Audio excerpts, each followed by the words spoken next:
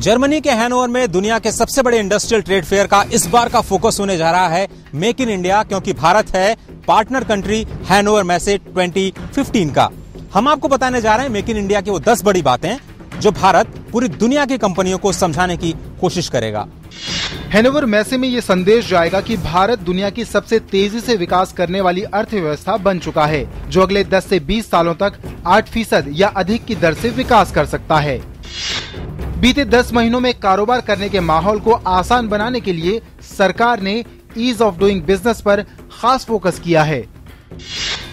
FDI के नियमों को आसान बनाया गया है और रेलवे, रक्षा, कंस्ट्रक्शन, टेलीकॉम, बैंकिंग और बीमा जैसे क्षेत्रों को विदेशी निवेश के लिए खोला गया है। भारत में स्मार्ट सिटी जैसे बुनियादी ढांचागत परियोजनाओं के विकास की असीम संभावनाएं हैं, जिनमें लंबी अवधि के निवेश से दुनिया भर के फंड्स को बेहतरीन रिटर्न मिलने की संभावना है। यूरोपियन इन्वेस्टमेंट बैंक भारत में अपनी शाखा जल्दी ही खोलने जा रहा है, जो यूरोपियन यूनियन के देशों का पैसा भारत के बुनियादी ढांचे में लगाएगा। भारत में राजनीतिक स्थिरता और सरकार को मिला भारी जनादेश भी मेक इन इंडिया की मार्केटिंग स्टोरी का ही हिस्सा होगा।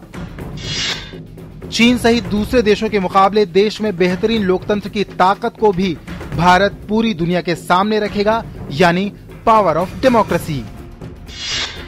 भारत अपने मध्य वर्ग के बड़े उपभोक्ता बाजार की ताकत को दुनिया के सामने रखेगा, यानी पावर ऑफ डिमांड।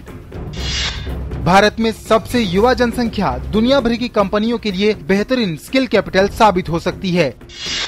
GST जैसे बड़े कर सुधारों से भारत साझा बाजार की ओर बढ़ रहा है और विकास की असली कहानी राज्यों में निहित है।